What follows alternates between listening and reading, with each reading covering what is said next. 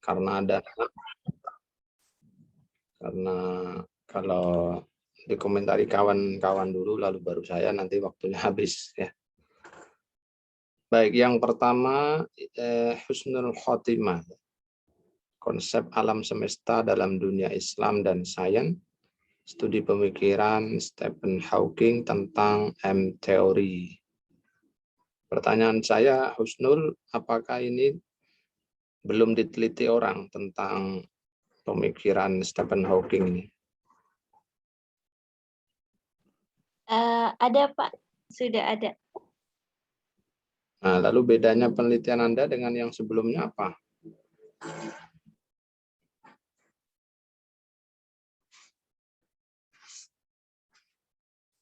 Halo? Iya Pak. Ya, bedanya tulisan Anda ini dengan yang sebelumnya apa?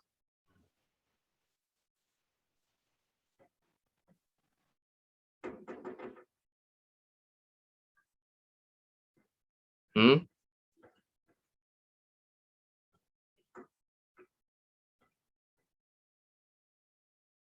Halo?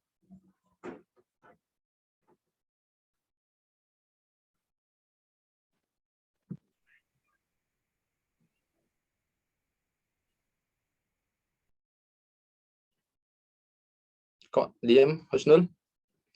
Perbedaannya apa?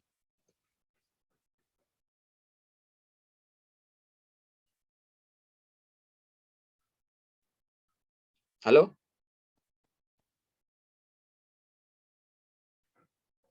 Perbedaan dari ayatnya Pak, penafsiran ayatnya berbeda.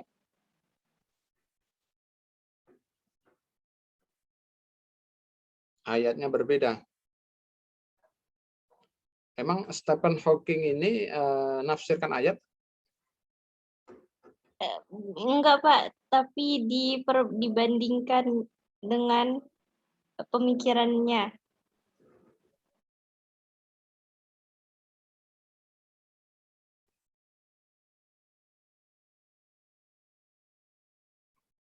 Kalau tidak salah, beberapa tahun yang lalu ada kakak kelas juga yang di IKI yang juga meneliti tentang teorinya Stephen Hawking ya, tentang alam semesta. Tetapi saya lupa ingat bagian apa fokus dari penelitian tersebut. Jadi tolong nanti dipastikan lagi, jangan sampai terjadi repetisi, apalagi plagiasi terhadap penelitian sebelumnya. Ini berlaku untuk semua, baik untuk Husnul maupun juga yang lain-lain ya, yang hari ini presentasi dan yang nanti akan presentasi. Pastikan tidak terjadi repetisi dan plagiasi. Nah, caranya harus betul-betul bisa membedakan mana bedanya antara yang sudah diteliti dengan yang akan Anda teliti. Baik Pak. Oke, jadi saran saya itu satu ya. Yang kemudian nomor 2-nya, konsep alam semesta ini penelitiannya sudah sangat banyak. Coba Anda kalau memang masih berminat dengan tema alam semesta, ya itu coba dicari objek yang lain, tafsir yang lain. Ya, misalnya dalam tafsir-tafsir selama ini tafsirnya kan saintifik yang dijadikan objek penelitian ya, tafsir-tafsir ilmi. Nah, coba Anda tidak masuk ke dalam tafsir ilmi, misalnya masuk dalam tafsir-tafsir sufistik begitu ya. Siapa tahu di dalam tafsir-tafsir sufistik ada penjelasan-penjelasan lain ya, yang bisa memperkaya pengetahuan kita mengenai konsep penciptaan alam. Nah, itu saran saya mengenai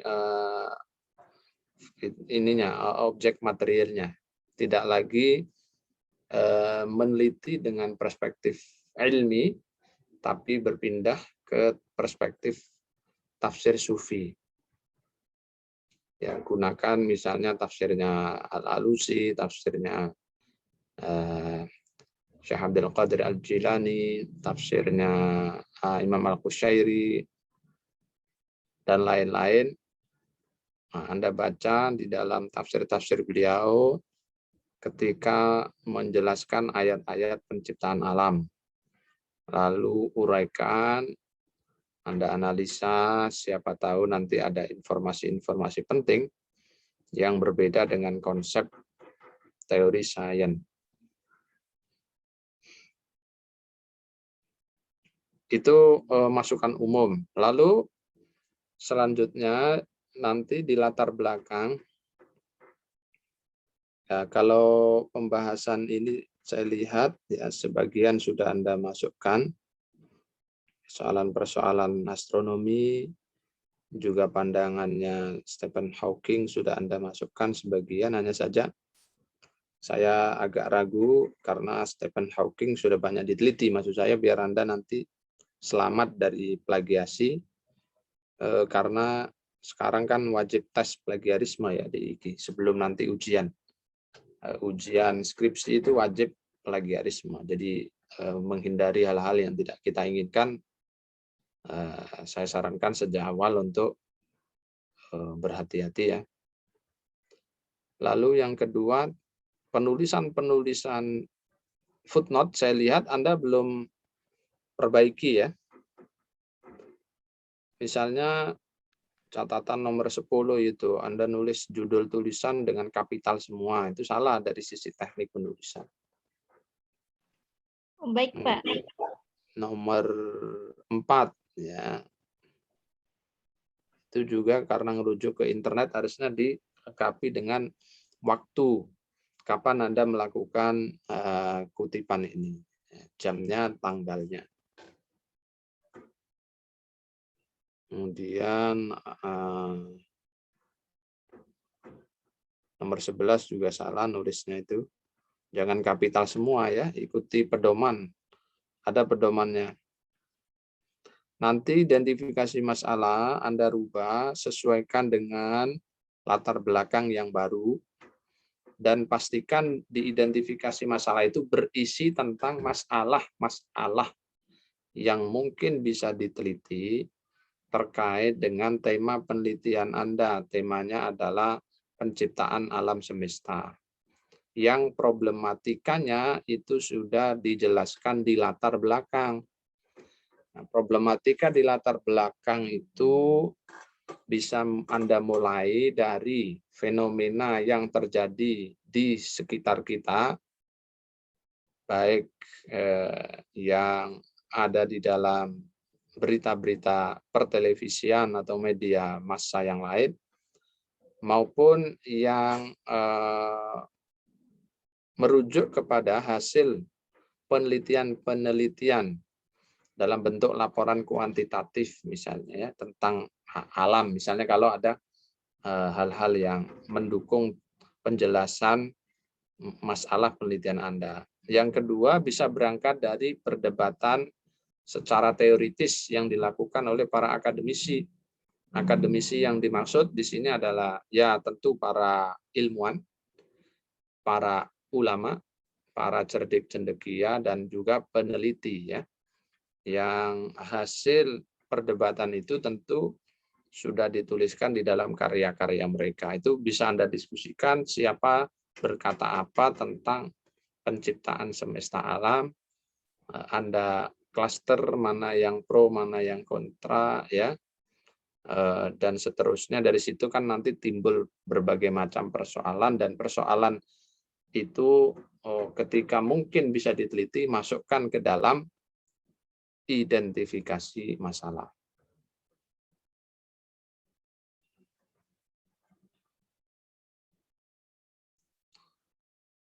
Oke, pembatasan masalah. Kalau Anda pakai misalnya masih pakai pendapat Stephen Hawking untuk dibandingkan dengan tafsir ayat-ayat ini, emang Stephen Hawking punya penjelasan yang mendekati mengenai persoalan-persoalan yang ada dalam ayat-ayat yang Anda tulis di sini. Al-Baqarah 29, Al-A'raf 54, Al-Hajj 18. Gimana? Husnul?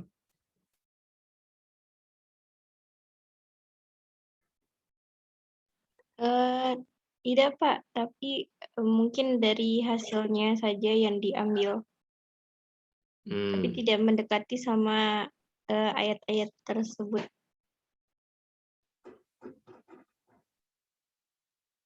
Iya, makanya nanti saya khawatir terjadi semacam apa ya, justifikasi gitu ya. Oh, ayat ini mirip dengan pandangan Hawking atau pendapatnya Stephen Hawking ini sejalan dengan pendapatnya mufassir apa. Saya khawatir hanya terjadi apa otak-atik begitu nanti. Karena itu tolong nanti dipastikan lagi ya. Kalau masih memungkinkan misalnya dilanjutkan karena beda dengan kakak-kakak terdahulu, baik yang di IKI maupun di PTKI secara umum, UIN, YIN ya. Dilihat di library mereka, mana yang masih memungkinkan untuk diteliti tentang tema ini ya.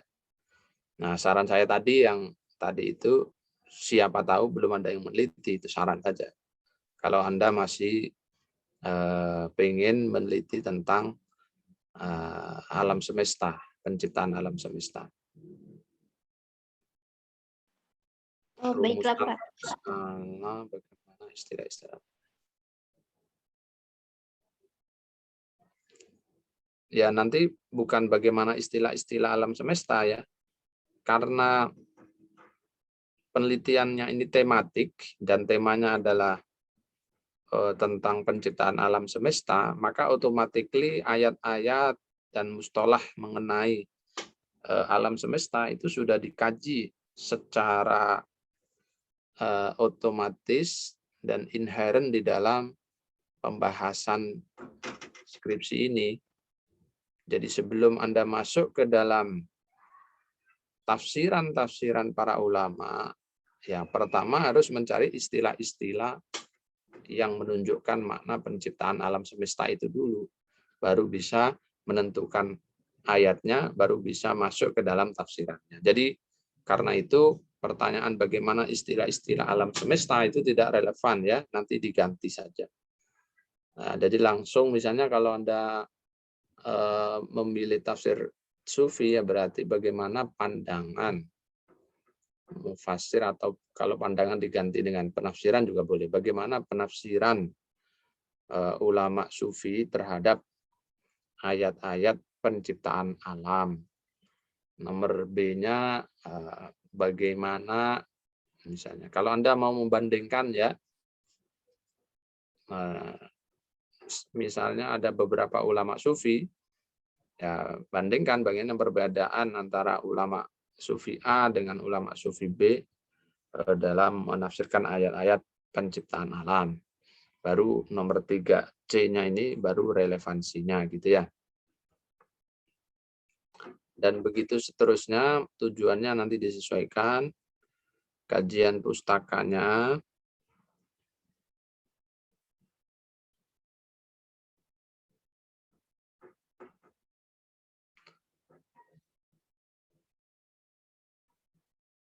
Jadi di dalam analisa kajian pustaka ini berlaku untuk semuanya ya. Yang pertama, setiap pustaka itu harus dianalisa dari beberapa aspek. Aspek pertama adalah temuan dan kesimpulan penelitiannya apa. Ya, Anda jelaskan temuan dan kesimpulan penelitian si fulan tadi apa, kasih footnote. Habis itu Anda jelaskan persamaan perbedaannya dengan calon skripsi Anda. Nah, persamaan perbedaan ini dilihat dari beberapa dimensi. Antara lain, fokus penelitiannya apa, Jadi si fulan fokusnya kemana, Anda dalam skripsi ini kemana. Dimensi yang kedua adalah lokus dan tempusnya, tempat dan waktu ya. Lokus itu tempat, tempus itu waktu. Jika penelitian sebelumnya itu menjelaskan mengenai persoalan lokus dan tempus. Jika tidak, ya tidak usah diperbandingkan. Biasanya kalau penelitiannya Living Quran itu ada tempus dan ada lokus. Ya, tapi kalau penelitian library itu biasanya tidak ada. Yang ada hanya fokusnya saja.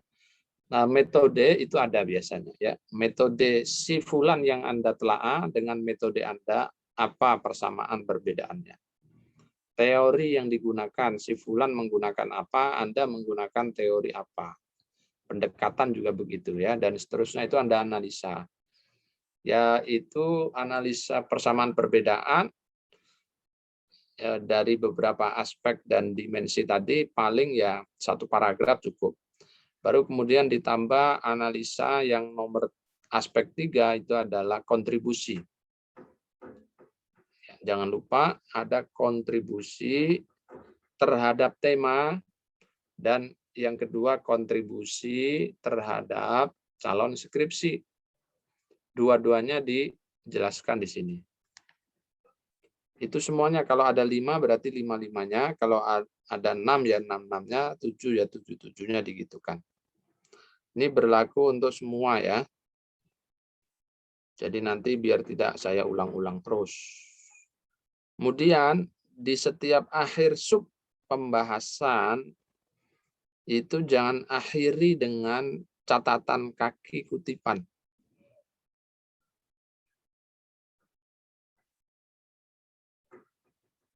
Ya misalnya ini kalau yang Husnul sebelum pindah ke F di akhir poin ini dikasih catatan kaki nomor 17. Ya, nomor 17.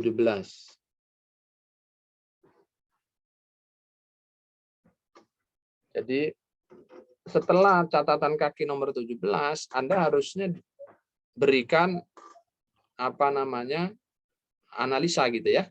Sebentar.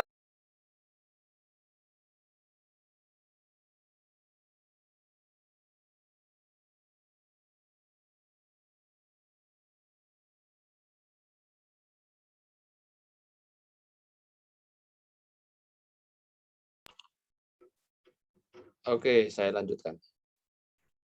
Ya, jadi tambahkan analisa baru berpindah ke sub yang baru. Oke, metodologi. Nah, di metodologi jenis penelitian ini ya jangan hanya 1 kalimat ya. Anda jelaskanlah. Penelitian ini termasuk kategori kualitatif dengan kajian library research. Kenapa demikian? Anda jelaskan begitu ya. Anda jelaskan ya, kenapa demikian Anda jelaskan alasannya.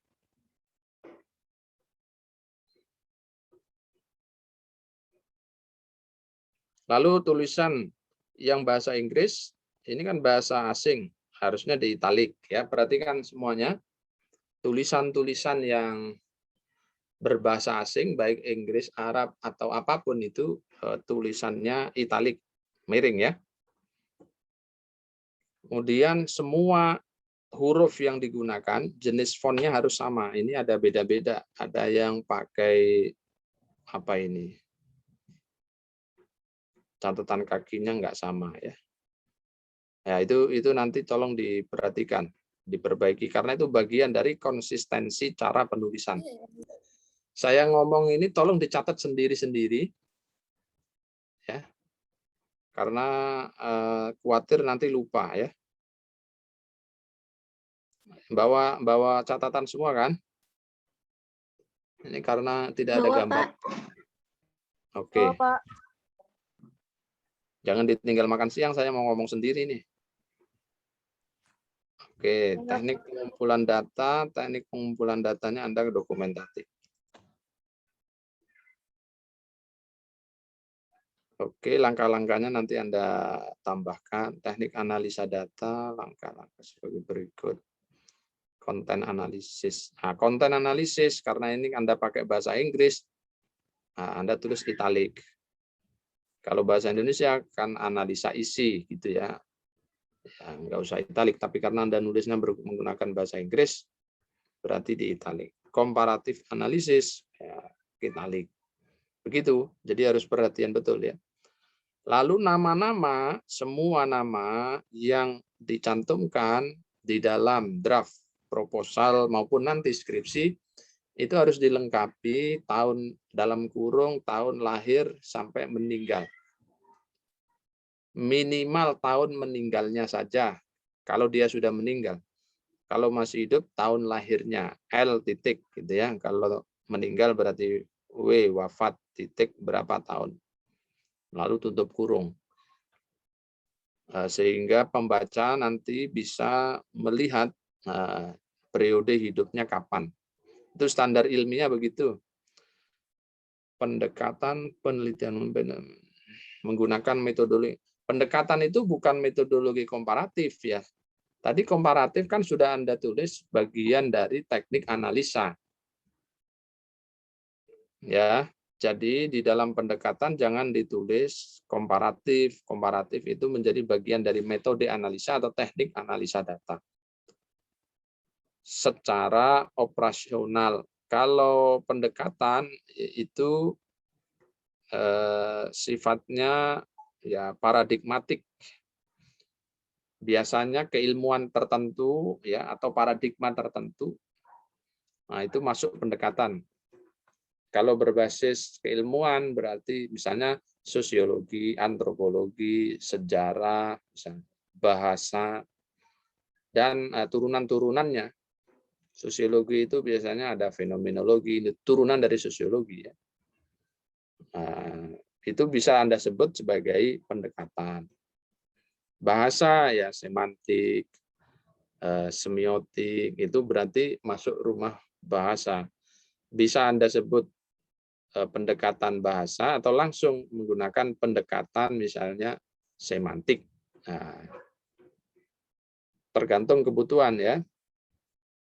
Lalu baru di bawahnya ada teorinya. Misalnya pendekatan yang digunakan dalam penelitian ini adalah pendekatan semantik. Nah, teori yang akan dipakai adalah teori semantiknya Toshihiko Izuzu, misalnya begitu ya. Berarti nama pendekatannya semantik. Semantik itu bagian dari ilmu bahasa. Ya. Lalu semantik ini yang tokohnya banyak, teorinya banyak. Nah, kan tidak mungkin Anda semua menggunakan banyak teori dalam satu penelitian. Anda pilih salah satunya. Maka teori yang dipakai Anda tentukan teori semantiknya Toshihiko Izuzu yang langkah-langkahnya sebagai berikut. Nah, misalnya begitu. Nah, pada konteks penelitian penciptaan alam ini nanti pendekatannya apa? Kalau objek materialnya itu berupa kitab tafsir sufi, ya, maka pendekatan yang bisa Anda gunakan ya bisa juga pendekatan sufistik ya, atau dicampur dengan pendekatan yang lain, scientific gitu ya. Tetapi kalau scientific itu nanti tidak nyambung dengan objek materialnya yang berupa kitab tafsir sufi. Jadi nanti pas pemilihan pendekatan itu Anda perhatikan ya agar sesuai. Oke. Jangan lagi bicara adapun jenis penelitian yang perlu digunakan adalah kepustakaan. Tidak usah lagi di pendekatan, kan sudah di jenis atas nomor 1 tadi. Ya Husnul ya. Jadi di sini tidak diulang Iya, lagi. Pak. Nah, kamu catat nggak? Iya, catat, Pak. Oke. Tekniknya jangan yang 2017 ya. Teknik penulisannya merujuk buku yang 2021 ya. Teknik penulisan Oke, Pak. menggunakan pedoman yang terbaru 2021. Bab pertama, bab kedua, bab ketiga, bab keempat, bab kelima. Daftar pustaka nanti direvisi lagi. Ini untuk semua ya, daftar pustaka. Nanti Anda klasifikasi. Misalnya A, buku garis miring kitab. Maka semua berupa buku dan kitab. Urutkan dari A sampai Z. Setelah selesai bukunya, misalnya ganti klaster yang kedua, Anda tulis jurnal. Nah, berarti Anda kumpulkan semua rujukan yang Anda kutip dalam footnote, khusus jurnal semua, dari A sampai Z. Lalu C, kategorinya misalnya skripsi, garis miring, tesis, garis miring, disertasi. Anda kumpulkan itu di footnote, ya, yang semua tergolong karya ilmiah, skripsi, tesis, disertasi, gabung jadi satu, urutkan dari A sampai Z. Lalu misalnya rujukan dari internet, berarti poin selanjutnya internet. Ya udah, Anda semua kumpulkan plus linknya plus tanggal unduhnya, urutkan dari A sampai Z. Kalau ada wawancara, ya tambahkan nomor akhir misalnya wawancara. Boleh juga begitu ya.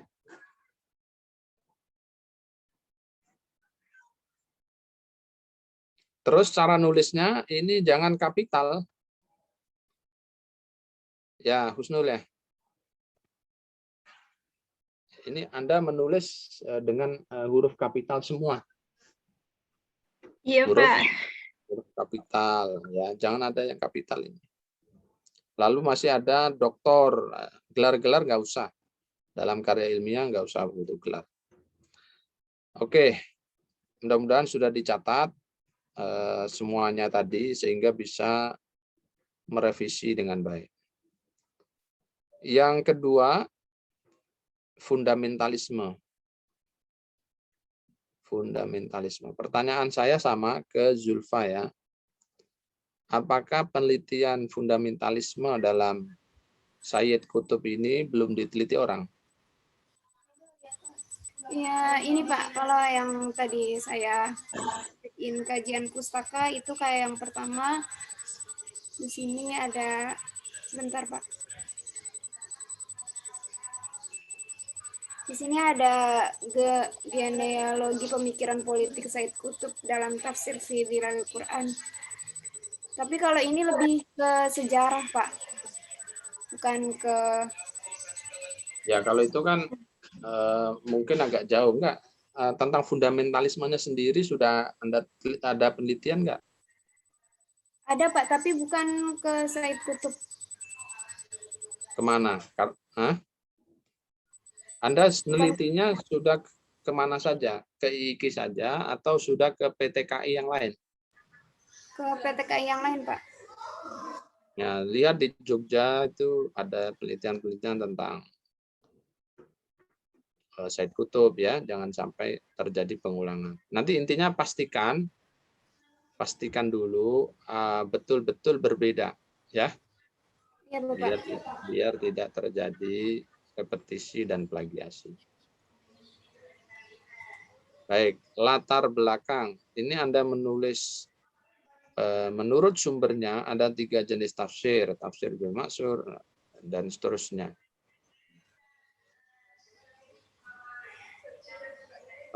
Paragraf itu harus lebih dari 1 kalimat, kan sudah belajar kita Madlit ya. Ini Anda nulis paragraf tapi hanya 1 kalimat ya kan? 2 kalimat. Ya. Hanya 2 kalimat pendek, saya kira itu masih kurang ya, dan tidak berimbang dengan paragraf berikutnya. Nanti itu kayak gitu-gitu diperhatikan.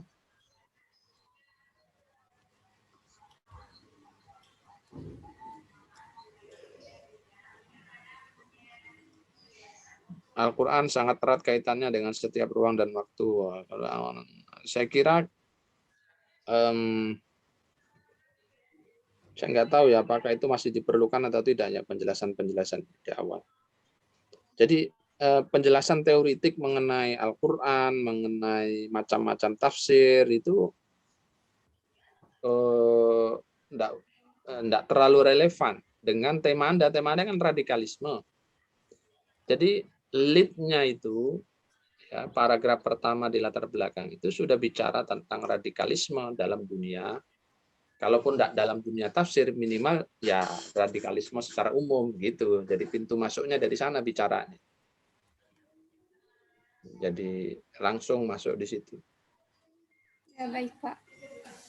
Nah, dari setelah radikalisme secara umum baru mengerucut. Ya, umum itu jangan umum banget ya, tetapi umum dalam konteks misalnya dunia Islam gitu ya.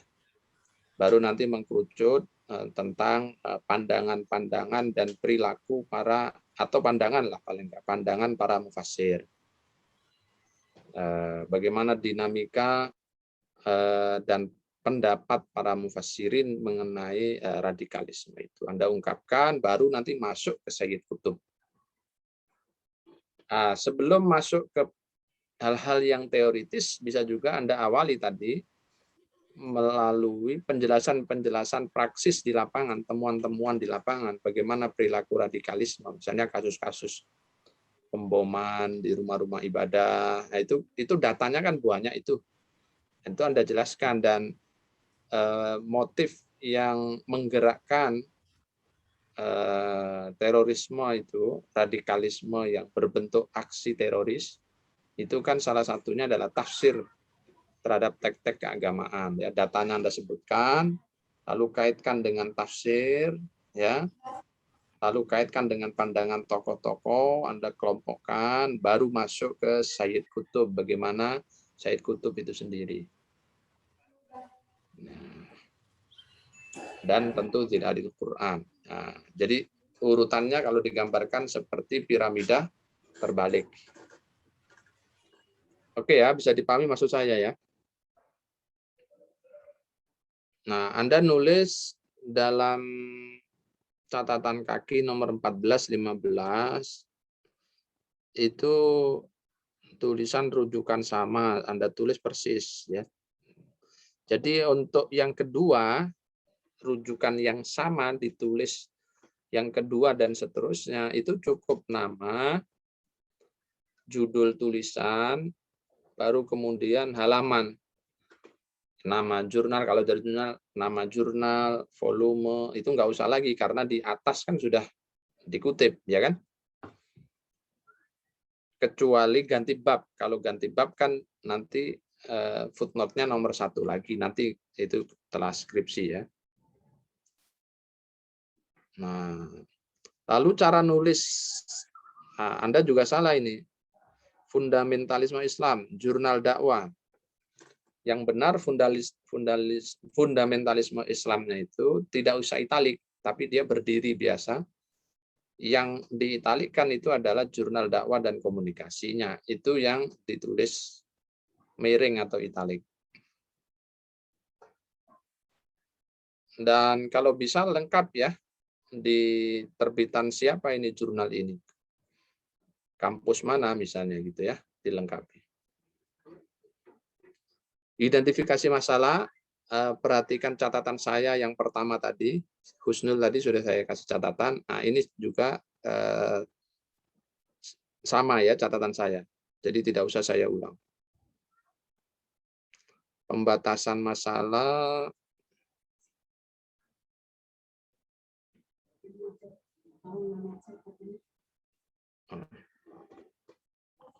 Bentar dulu ya, bentar.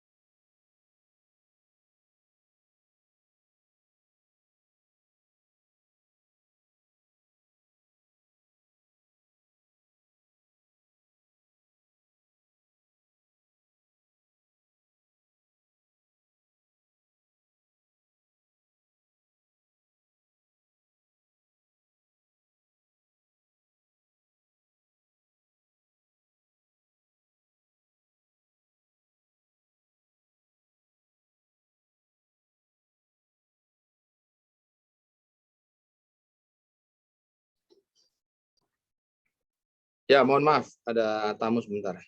Saya lanjutkan ya. Udah lapar ya?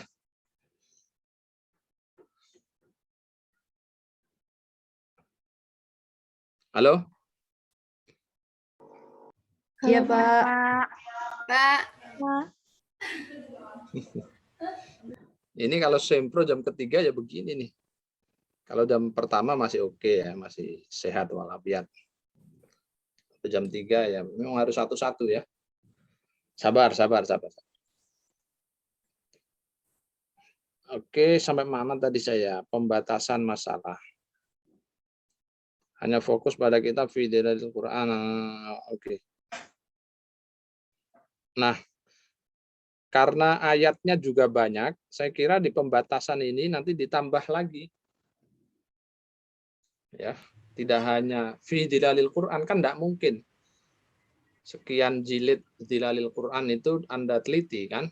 Nah, pasti akan fokus Anda ke ayat-ayat tertentu, apakah ayat-ayat vitalnya atau ayat-ayat jihadnya atau apa begitu. Sebagai sampel untuk melihat pandangan Said Qutb yang mengenai tema radikalisme.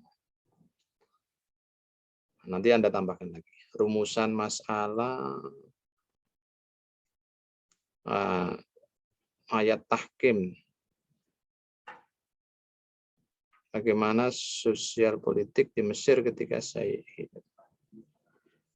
Respon dan reaksi terhadap konsep.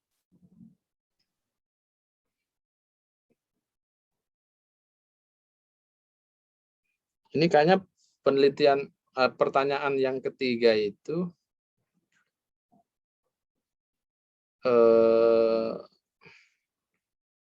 masuk ke aspek sosiologis ya.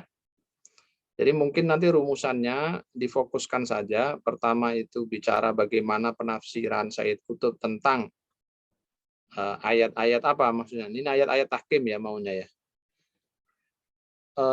Kayaknya sudah banyak ya. Kayaknya udah banyak yang meneliti ayat itu. Jadi saya sarankan nanti Anda pindah ke ayat yang lain kalau masih mengangkat tokoh Said Qutb. Coba dibaca-baca lagi apakah nanti ayat kital atau ayat jihad atau ayat apa lagi yang mengindikasikan ada pandangan-pandangan fundamentalisme. Bagaimana sosial politik? Saya kira itu enggak usah. Bagaimana sosial? Bahasanya jangan bagaimana sosial politik ya. Mungkin bagaimana faktor yang melatar belakangi munculnya pandangan-pandangan fundamentalis Sayyid Qutb gitu. Jadi umum nanti faktornya itu bisa politik, bisa sosial, bisa budaya, ekonomi dan lain-lain. Nanti tujuannya disesuaikan. Pertanyaan ketiga mungkin relevansinya ya, bagaimana relevansi penafsiran Sayyid Qutb mengenai ayat-ayat tersebut yang sudah ditafsirkan tadi itu terhadap atau dalam konteks keindonesiaan gitu ya. Manfaat penelitian, tujuan nanti disesuaikan dengan jumlah rumusan ya. Setelah diperbaiki, Anda perbaiki lagi, disesuaikan. Kajian pustaka, catatan saya sama dengan yang tadi.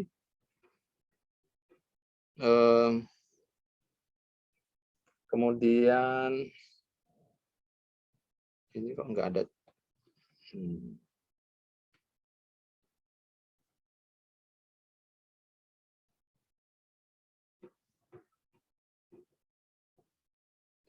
Anda kelompokkan saja ini nanti.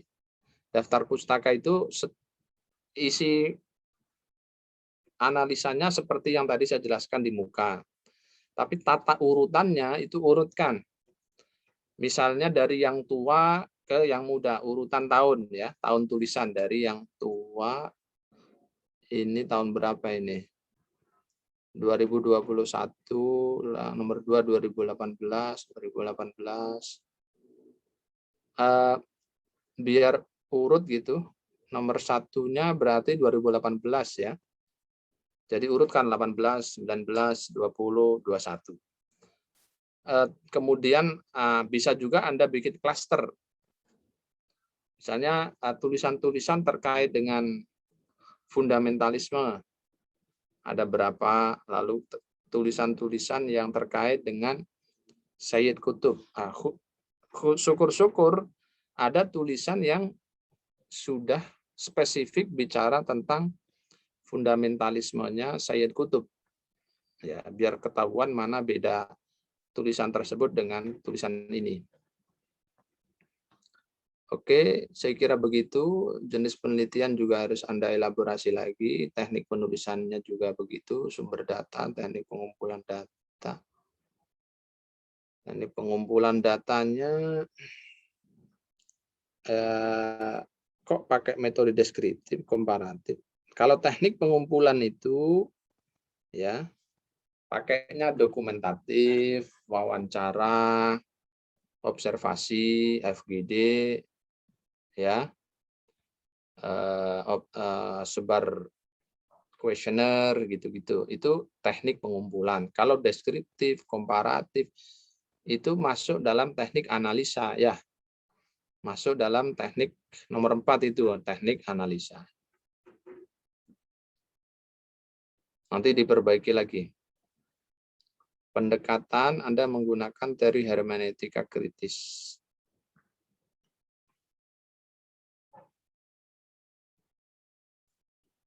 Teorinya Habermas. Relevan nggak ya? Ya, saya belum sempat mengukur ya apakah relevan teori ini dipakai untuk membaca pemikiran Sayyid Qutb. Nah, nanti Anda pelajari dulu ya soal relevan tidaknya pendekatan dan teori yang Anda gunakan dalam konteks penelitian ini.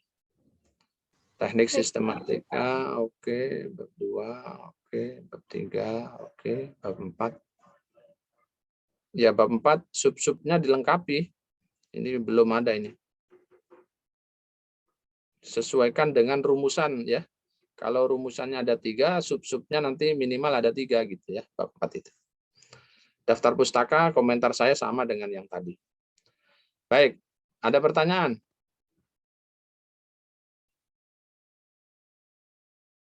Zulfa? Tidak ada, Zul? Cukup. Makasih banyak, Pak. Sudah dicatat? Sudah, Pak. Oke, baik. Ummi Habibah. Iya, Pak. Pertanyaan pertama sama dengan yang lalu. Ini sudah ditulis orang apa belum? Ada, Pak, tapi beda kitab tafsirnya. Ada tentang karakter orang munafik, tapi kitabnya ke kitab tafsir fi Dhilalil Quran. Saya sarankan Anda men-searching dengan serius ya. Karena ini satu, temanya sangat populer. Yang kedua, tafsir yang menjadi objek materialnya juga populer, Al-Maraghi. Karena ada terjemahannya sehingga banyak yang meneliti. Jadi pastikan sebelum nanti Anda terus presentasi tahap kedua, tahap ketiga, pastikan tidak terjadi repetisi.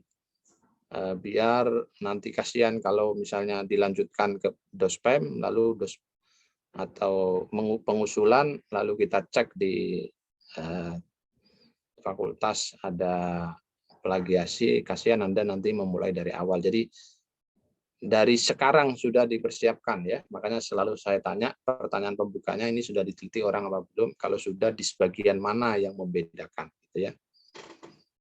Baik, Pak. Untuk menyelamatkan semuanya ya. Biar enggak di tengah jalan lalu gantian, kasihan. Oke, anggap misalnya setelah Anda lakukan penelitian di repository secara online, di semua PTKI, baik negeri, swasta, katakanlah tidak diketemukan, lalu ini dilanjutkan. Ya, maka catatannya adalah judulnya nanti judulnya dipecah menjadi 2, judul utama dan anak judul ya.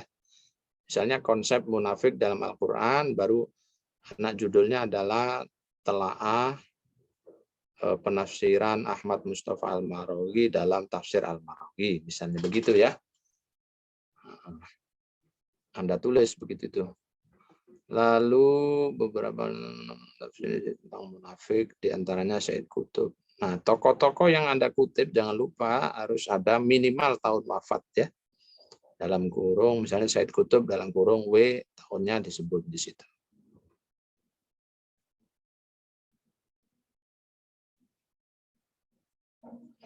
Ini Anda susunnya baru-baru ini atau ini dalam rangka tugas proposal kemarin? Ya Pak, proposal kemarin karena waktunya ini Pak yang mau buat judul baru kayak gimana gitu Pak. Belum yakin aja buat judul baru. Nah, yang kemarin Anda serius nggak? Mungkin 60% Pak. Jadi ini rencananya mau buat judul baru lagi Pak. Insya Allah.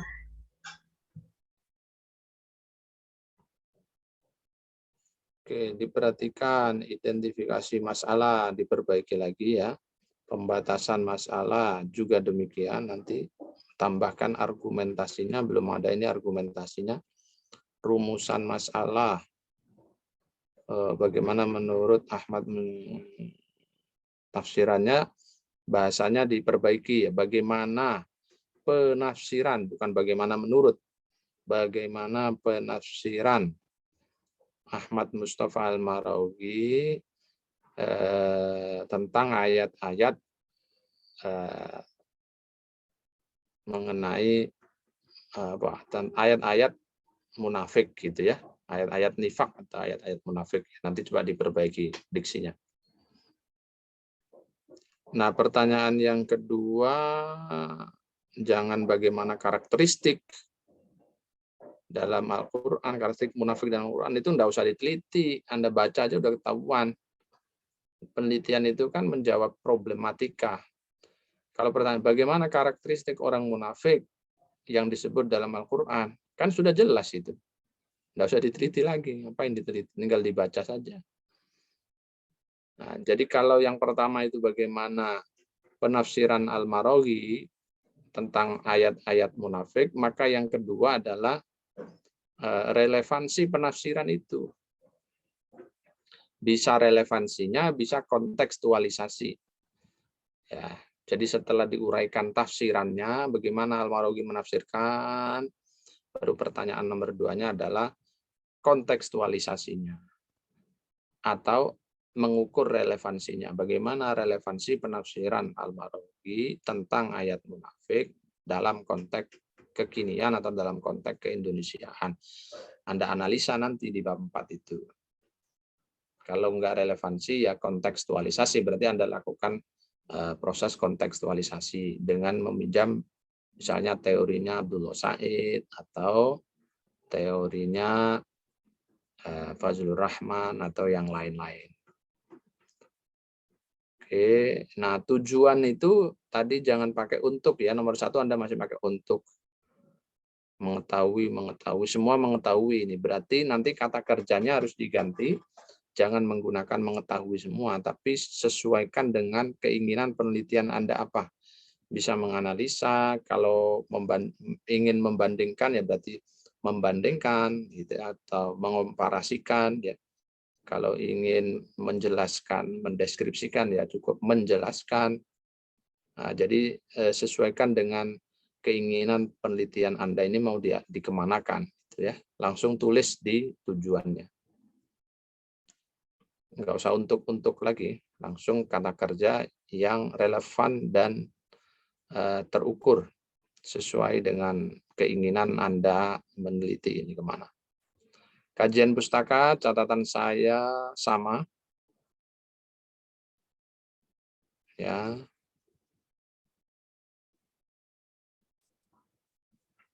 Nah, ini kan sama ini Anda karakteristik munafik menurut Sayyid Qutb dalam tafsir Fidal Quran. Itu kan sama berarti dengan penelitian Anda ya. Nah, ayat Al-Baqarah 8-20 ya. Kan hampir mirip itu. Jadi yang saya maksud sudah ada atau belum itu substansinya ya, bukan bukan redaksinya. Kalau redaksi mungkin bisa diotak-atik, tapi maksud saya substansinya kalau sudah diangkat orang dan tidak ada aspek yang mungkin kosong, ya jangan ikut nimbrung di situ gitu. Kalau ini kan substansinya sama ini. Karakteristik munafik menurut Sayyid Qutb dalam fi dalil Quran, kan sama substansinya itu ya. Ini juga baru 2 ya, kurang 3 minimal 5 ya. Jenis penelitian, library, sumber datanya, sumber data primernya, Al-Marawi. Kalau bisa jangan menggunakan terjemah ya. Pengumpulan datanya Anda menggunakan bukan teknik studi kemustakaan ya. Tapi kalau bicara teknik pengumpulan data, itu nama tekniknya itu adalah dokumentasi. Kan sudah belajar di semester lalu. Teknik yang akan digunakan untuk mengumpulkan data penelitian ini adalah teknik dokumentasi. Lalu jelaskan langkah-langkahnya, gitu ya. Kalau studi kepustakaan itu masuk di poin 1 tadi, jenis penelitian ini adalah library research. Library itu kalau di Indonesia kan ya kepustakaan, penelitian kepustakaan. Teknik analisa data.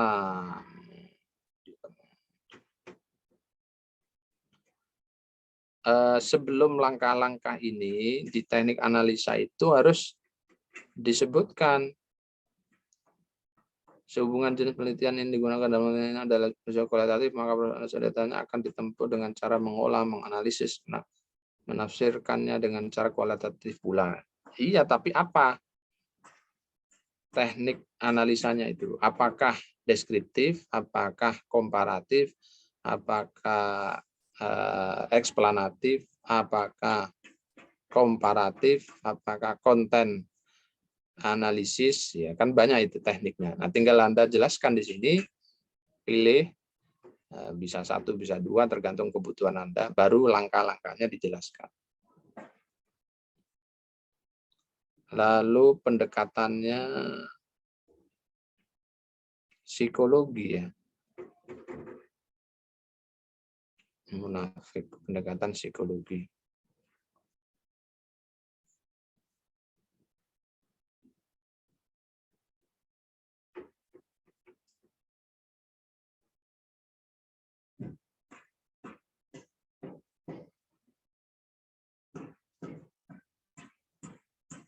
Oke, pendekatan psikologi bolehlah karena ini kaitannya dengan nifak, penyakit hati ya.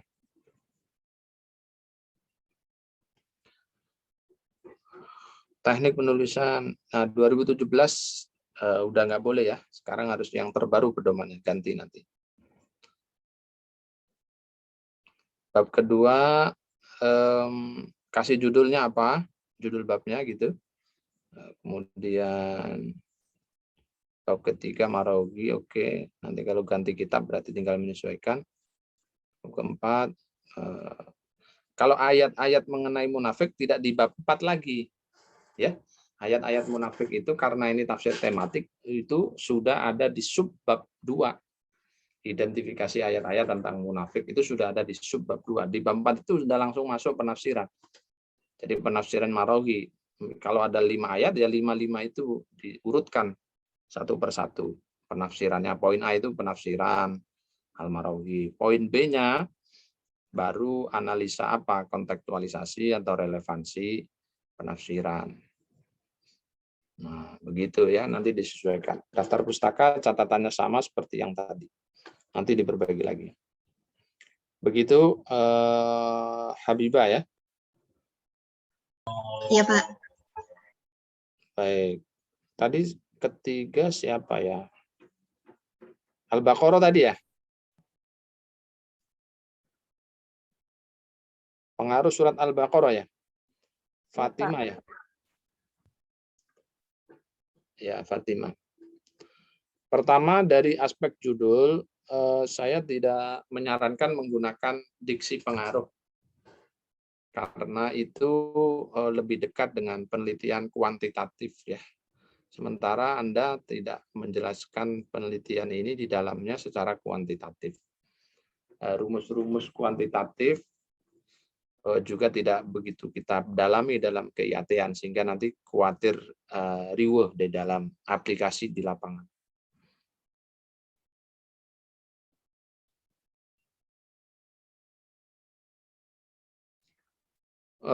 Kalau mau masih meneliti tentang ini, berarti pengaruh mungkin diganti dengan dampak, ya, dampak surat Al-Baqarah terhadap perubahan kehidupan santri. Rumah Quran Darussalam Cimanggis Depok.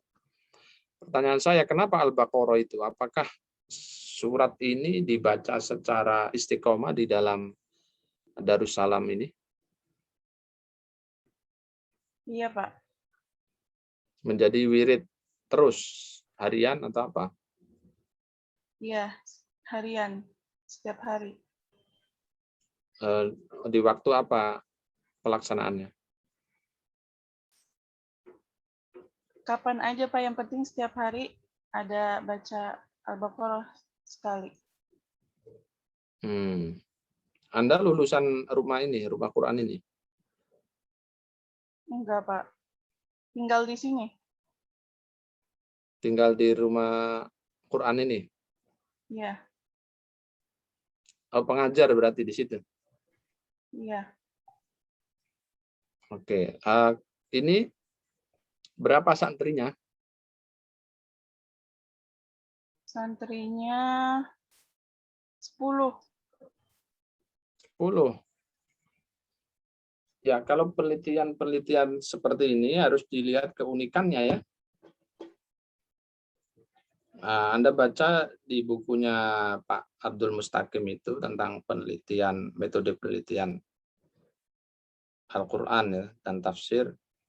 Itu kan ada kategori-kategori lembaga yang bisa dijadikan objek penelitian atau tokoh yang memenuhi kriteria untuk diteliti, gitu ya.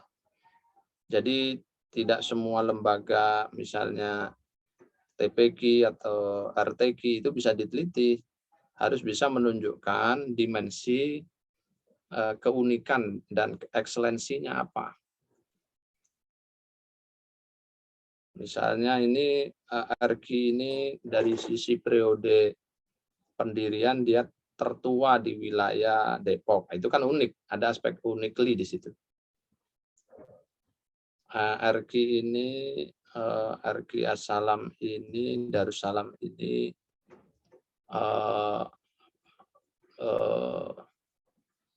punya misalnya cabang di seluruh wilayah kabupaten dan kota se-Indonesia. Itu kan aspek keunikan, walaupun di setiap RQ-nya ini, rumah Qurannya ini hanya 10, 12, ya, tetapi persebarannya itu ada di sekian banyak daerah. Itu ada sesuatu.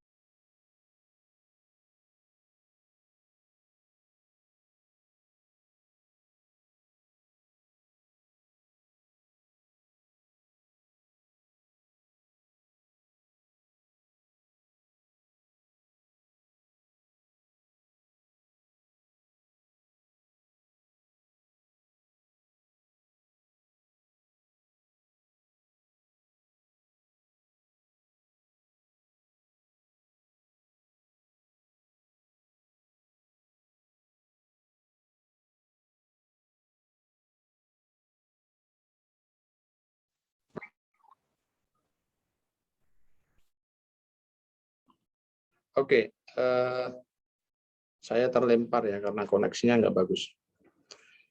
Oke, jadi intinya itu, Anda pikirkan judulnya, lalu objek yang diteliti.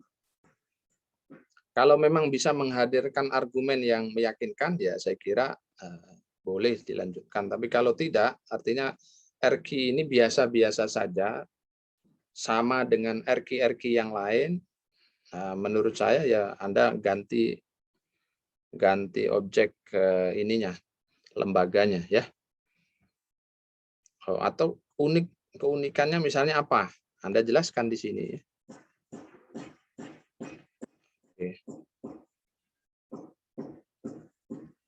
Kemudian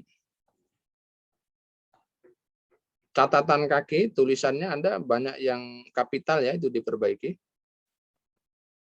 Identifikasi masalah Anda perbaiki, pembatasan masalah juga Anda perbaiki.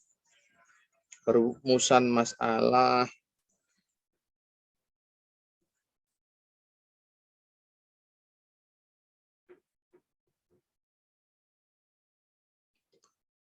poin B itu rumusan masalah terlalu luas ya. Bagaimana faktor internal eksternal yang menyebabkan munculnya masalah dalam kehidupan terlalu luas. Spesifik saja ke dalam mana itu tadi? Darussalam tadi. Kalau jadi di Darussalam ya. Jadi tidak masalah kehidupan secara luas ya, tetapi spesifik di Darussalam.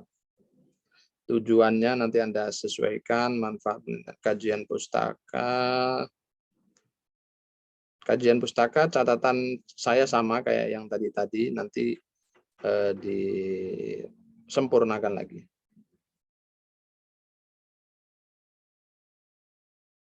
Metodologi, jenis penelitian, sumber data,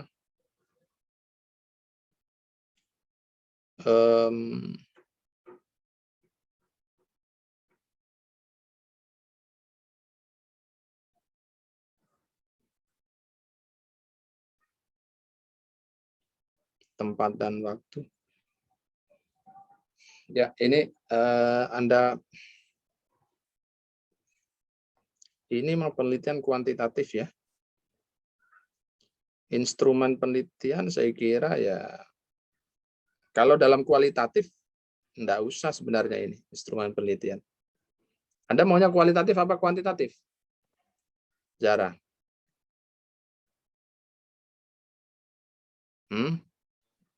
Sebenarnya pengen kualitatif Pak, tapi karena kemarin dapat yang pertama maju, jadi pakai yang ini dulu. Ya, nanti disesuaikan lagi ya. Oke. Pendekatannya belum ya. Nanti masukkan. Teknik dan sistematika, tekniknya merujuk ke buku pedomannya juga belum, yang 2021 Anda cantumkan itu. Ya, untuk sistematikanya juga Anda perbaiki, ini khas dalam penelitian kuantitatif ya. Jadi harus Anda perbaiki lagi. Nanti di pertemuan kedua saya harapkan sudah fix dan sudah bagus. Oke ya, cukup ya. Masih 2 lagi nih. Oke, sekarang isem dan dzam. Pertanyaan sama. Zahra, apakah ini belum diteliti orang? Al-ithmu wa dzambu.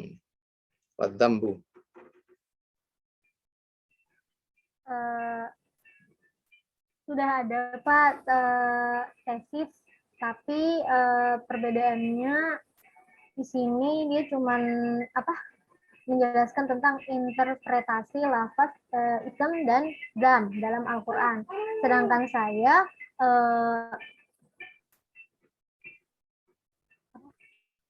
menjelaskan analisis makna kata ism dan dzam, analisis pendekatan semantik tasyriqu itu.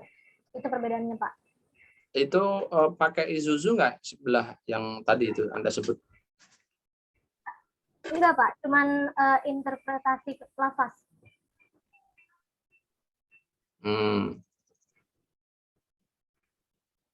Oke, jadi nanti pastikan lagi ya, biar semakin mantap begitu. Kalau memang berbeda ya bisa dilanjut, tapi kalau sama saya sarankan ganti tema yang berbeda, tidak lagi al-ithmu wa dzammu, tetapi kata yang lain. Soal tosihiko izusunya tidak menjadi masalah ya. Baik Pak. Tinggal kata kuncinya saja yang mungkin nanti dipastikan ya, agar tidak sama persis. Tujuan penelitian diperbaiki lagi untuk dibuang, lalu mengetahui nanti diganti dengan bahasa yang pas kata kerja tanpa harus ada tanda seru. Ngapain ada tanda seru? Kayak merintah ya. Dan ada tanda seru ya di tujuan itu ya. Titik di situ. Titik, titik, titik. Halo? Iya Pak, Zahra, iya Pak. kedengaran? Iya Pak, dengar. Manfaat teoritis kenapa menjadi gelar SAG? Salah ya, nanti diperbaiki ya. Tinjauan pustaka sama catatan saya diperbaiki lagi tinjauan pustakanya. Juga apa ini landasan teori mana korelasinya metodologi penelitian, ganti metodologi aja ya. Ada Pak. Metodologi. Jenis penelitian, teknik pengumpulan data. Tata letaknya ini yang nomor 2, nomor 3 mungkin bisa ditarik ke kiri lagi, itu enggak sama. Iya Pak. Jenis penelitiannya Anda library.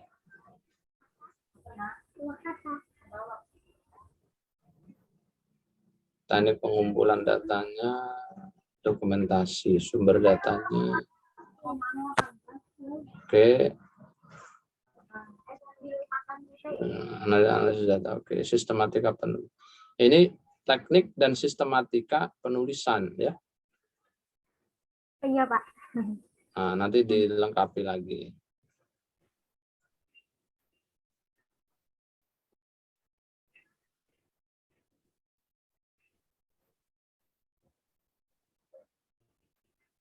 Oke. Nah, yang untuk Toshihiko Izuzu-nya itu mungkin dibalik di bab 3 ya. Bab 2-nya itu yang tentang al-ism dan adzamnya. Ya. Adzambunya. Apa tadi Pak?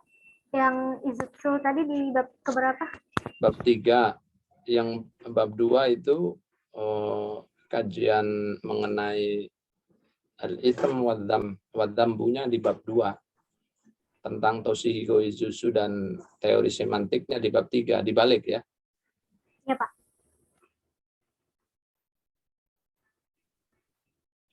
Oke. Nah, ini kenapa Anda sudah ada penutupnya nih? Apa Pak? Kesimpulannya. Ini sudah ada bab 2. Gimana Anda kok bisa sudah bikin penutup? Enggak Pak, cuman apa namanya? Dari ini proposal yang kemarin Pak. Proposal yang sama Kamamlo itu. Jadi mungkin cuman apa apa namanya itu ya? Seluruhan apa sih? Ya, jadi proposal belum ada kesimpulannya ya. Ada penutup ya Pak? Iya. Makanya saya tadi, ini jangan-jangan ngutip dari hasil penelitiannya orang, karena sudah ada lengkap penutupnya. Enggak Pak. Ya. Iya. Nanti diperhatikan, jadi belum ada. Namanya baru proposal. Kalau skripsi jadi baru ada penutupnya. Iya Pak. Nah, ini kemarin tugas akhir apa sudah didiskusikan ini proposal ini? Belum didiskusikan Pak. Cuman tugas akhir kan? Tugas akhir. Belum pernah. Ya sudah, jadi nanti dipikirkan yang tadi, dipastikan betul-betul ada perbedaannya dengan sebelumnya. Lalu nanti kalau sudah betul fix ada bedanya, ya tidak apa-apa Anda lanjutkan. Baik, Pak. Tapi kalau pengulangan saja, saran saya tidak fokus ke kata yang sama, tapi ganti kata yang berbeda ya. Baik, Pak. Terakhir, Ukti ya. Iya, Pak. Oke, Ukti. Pandangan ulama terhadap child free. Pertama, tokoh yang Anda angkat ini bukan tokoh tafsir. Iya, Pak. Ya. Syekh Syauqi Alam itu faqih ya, beliau mufti Mesir sekarang.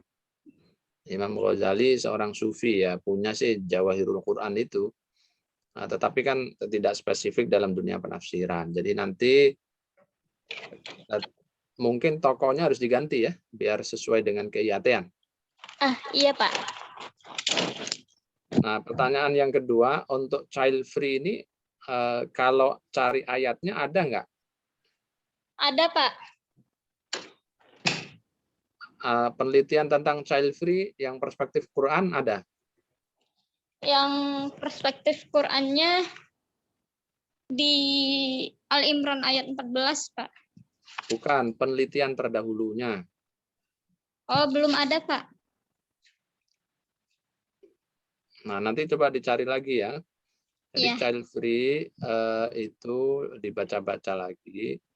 Kemudian indikator-indikator child free itu apa saja yang semakna dengan child free. Child free kan didefinisikan dulu, dari definisi itu kan ketahuan, oh kalau begini nanti kata kunci yang dipakai dalam bahasa Arab adalah apa. Setelah ketemu kata kuncinya baru ketemu ayatnya. Nah, itu prosedur dalam tafsir tematik awal-awal ya. Jadi tidak bisa menentukan ayat semena-mena. Mulai dari konsep dulu Anda pahami, child free itu apa, definisi lughatan istilahannya Anda pelajari. Nah, tapi itu nanti di bab 2 teorinya. Tetapi untuk kepentingan penjelasan di aspek metodologinya, Anda pelajari juga, dibaca-baca dulu. Walaupun tadi sih sudah Anda sampaikan secara jelas ya. Setelah ketahuan, oh child free ini kalau dalam bahasa Arab sama dengan apa, indikator orang yang masuk dalam child free ini apa. Nah, kalau seperti itu berarti ayat yang menunjukkannya apa saja, baru ketemu ayatnya ya. Nah, baru ayat itulah yang nanti akan Anda kaji dalam perspektif tafsir, ulama tafsir, jangan ulama fikih. Ya. Iya Pak. Kalau Syekh Syauqi Ibrahim Alam itu faqih, beliau seorang ahli fikih, mufti. Lalu di latar belakang Anda terlalu sempit ini, hanya 1 halaman, Anda boleh ya. Iya Pak. 5-7 kan kemarin sudah saya terangkan, 5 ya minimal, maksimal 7 lah. Nah, latar belakang, poin A itu jangan menjorok ke tengah, tarik ke kiri biar lurus, itu kan terlalu masuk ke tengah. Permasalahan juga masuk ke tengah, tarik ke kiri, ya biar tidak terlalu langsing. Ini nanti tulisannya kan ke tengah semua, akhirnya yang bawah-bawah nggak kebagian daging itu, lurus satu-satu kata ke bawah ya kan nggak lucu. Jadi tarik ke kiri biar marginnya itu lebar dikit. Lalu Anda ini ada garis-garis bawah itu, jadi perhatikan ya, jangan copy paste begitu. Jadi harus betul-betul dilakukan parafrase sehingga kalimatnya tidak terbaca copy paste. Nanti rumusannya disesuaikan. Misalnya kalau ayatnya sudah ketemu, misalnya setelah Anda pelajari ayatnya sudah ketemu, baru kan masuk bagaimana sih penafsiran para ulama mengenai ayat-ayat yang membahas persoalan child free tadi itu. Kemudian bagaimana relevansi penafsiran tersebut dalam konteks kehidupan keluarga di masa kini, gitu ya.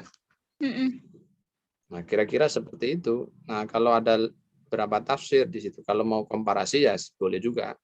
Terserah nanti keinginan Anda seperti apa. Disesuaikan saja. Tujuan juga jangan mengetahui semua, dielaborasi kata kerjanya. Manfaat juga begitu, tinjauan pustaka, Anda tarik tata letaknya ke kiri lagi, itu menjorok lagi ke tengah. Komponen-komponennya tadi sudah saya kasih catatan, lalu nanti harus dilengkapi minimal 5 sesuai dengan tema ya, ini baru 2. Kemudian numbering kerangka teori tidak Anda kasih number, habis E kan harusnya EF ya. Kalau Anda pakai kerangka teori begini, isinya bukan hakikat pandangan, lalu teori ulama, lalu pengertian child free, Tidak, itu bukan berisi definisi istilah. Kerangka teori itu berisi teori yang akan Anda gunakan untuk menganalisa data ya. Karena ini penelitiannya kualitatif ya. Metodologinya kayaknya belum ada, jadi nanti harus Anda lengkapi. Metodologi udah ada ya ini, tapi poin A, poin berapa berarti? Poin G apa F itu urutannya ya. Numberingnya ya. Jenis sumber data, teknik pengumpulan data, teknik analisa data belum ya. Nomor 4 dari anaknya metodologi penelitian. Analisanya apakah Anda mau komparatif, apakah deskriptif, konten analisis, dan lain-lain. Ya, sumber data tentu perubahan karena tokonya harus dirubah. Teknik dan sistematika itu kasih number poin apa, G apa H itu, urutan ke atas ya. Teknik penulisannya 2001, sistematika. Ya, bab ketiga tentu nanti diganti ya. Tokonya kan ganti nanti. Lalu bab 5-nya berisi kesimpulan dan penutup, bukan penutup yang berisi kesimpulan. Penutup yang berisi kesimpulan dan saran-saran gitu maksud saya. Daftar pustaka ini hanya 5 biji, 7 biji ya, nanti dilengkapi 15 sampai 20. Di tahap kedua tolong diperbaiki teknik penulisannya juga termasuk transliterasinya. Nah, seperti itu catatan saya satu persatu. Jadi memang agak menguras tenaga kalau sempro itu ya. Terutama tenaga saya karena harus one by one. Oke, ada lagi catatan? Pertanyaan? Pak, sedikit Pak mau nanya. Kalau misalkan komparasi tafsir itu pakai minimal nggak Pak? Misalkan 2 tafsir atau 4 tafsir, boleh nggak Pak? Misalkan ayatnya Al-Baqarah ayat sekian. Kita boleh ngambil beberapa tafsir atau gimana Pak? Ya boleh, nggak usah dibatasi tafsirnya, tapi nanti pastikan banyak tafsirnya. Dan pastikan punya konsekuensi perbedaan pandangan. Ya. Ya. Oke. Satu lagi Pak. Kalau misalkan dari Instagram, informasinya dari Instagram gitu, itu bisa kita masukkan ke dalam footnote ataupun daftar pustaka nggak Pak? Kenapa? Kalau misalkan tulisannya itu dari Instagram, dari tulisan Instagram, gitu Pak. Bisa nggak kita masukkan ke dalam footnote atau daftar pustaka? Instagramnya siapa? Misalkan komunitas child free gitu, dia ada komunitasnya Pak. Ya kalau itu akun resmi apa personal? Kalau resmi negara mungkin belum Pak. Bukan, tapi resmi komunitas, bukan resmi negara. Ya, resmi komunitas Pak. Ya kalau akun resmi ya nggak masalah dijadikan rujukan. Yang penting alamat akunnya disertakan biasanya. Lalu tanggal dan waktu akses harus juga disertakan di catatan kaki itu. Karena kan kadang-kadang dalam tempo waktu sekian, kalau kena bon kan nggak bisa diakses. Tapi kalau disertakan tanggal dan waktu, nanti bisa dipertanggungjawabkan secara akademik. Ya. Makasih Pak. Baik. Yang lain masih ada? Cukup ya? Belum sarapan? Iya Pak. Baik, cukup ya, karena ini pesertanya banyak sekali ya. Saya